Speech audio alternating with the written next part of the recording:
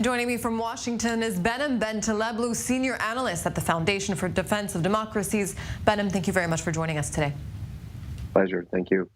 I want to ask you, Grassi says any military attack on an Iranian nuclear facility is outlawed. Israel insists that it needs to protect itself from imminent danger. Is an Iranian nuclear bomb imminent? Well, the problem with Iran's nuclear escalation, which was incremental for quite a few years, and it's now moved into the realm of souped up or sped up.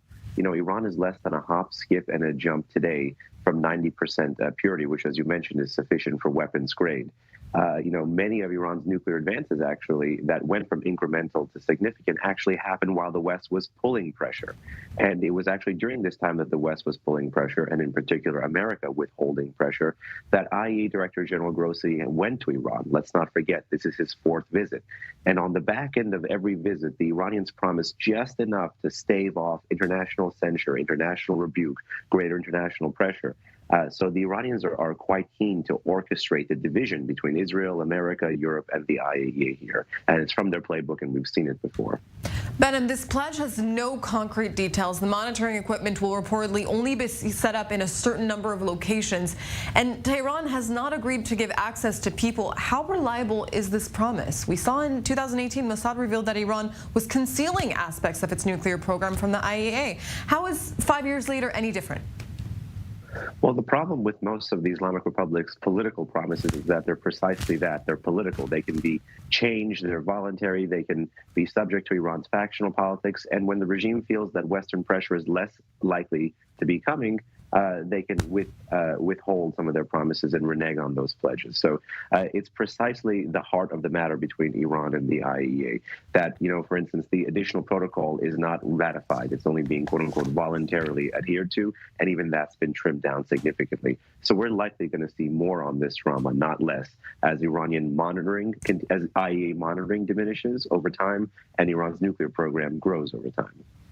Israel has been pushing to tighten its alliance with Europe and the U.S. to take a tougher, united stance against Iran, with Jerusalem stressing military threat is the only way to deter the Islamic Republic. We saw Jerusalem host top U.S. military officer Army General Mark Milley just last week to discuss cooperation, and Israeli officials are expected in Washington this week. Are we witnessing a change of attitude from the Biden administration here?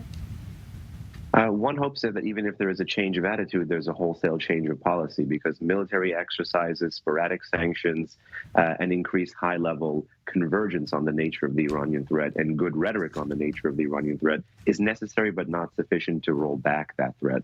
So long as both sides of the Atlantic, the E3 in Europe and, of course, Washington over here, remain committed to resurrecting some form or another of the 2015 nuclear deal, this issue is not only going to be not solved, it'll end up paving the pathway for an Iranian nuclear weapon. So the wholesale change that Israel seeks can actually come through something like snapback or a restoration of those multilateral older UN penalties against Iran that used to exist. Behnam, Israel struck Iran directly, reportedly, in the last few months. Is the U.S. turning a blind eye to Israeli strikes in Iran? It's unclear what America's role in either aiding or exposing or supporting or tacitly condemning any of what the Israelis call the war between the wars actually is. But I think we're likely going to see more, not less, of this kind of action. The real question is not what will America do, but how will Iran respond? The last time the Israelis used a drone to attack a drone base in Iran was February 2022. In March 2022, Iran fired short-range ballistic missiles at Iraq, claiming it was striking Mossad targets. So how and where Iran chooses to respond to that war between the wars is what we have to keep our eyes on in the region.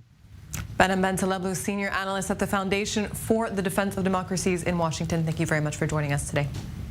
Thank you.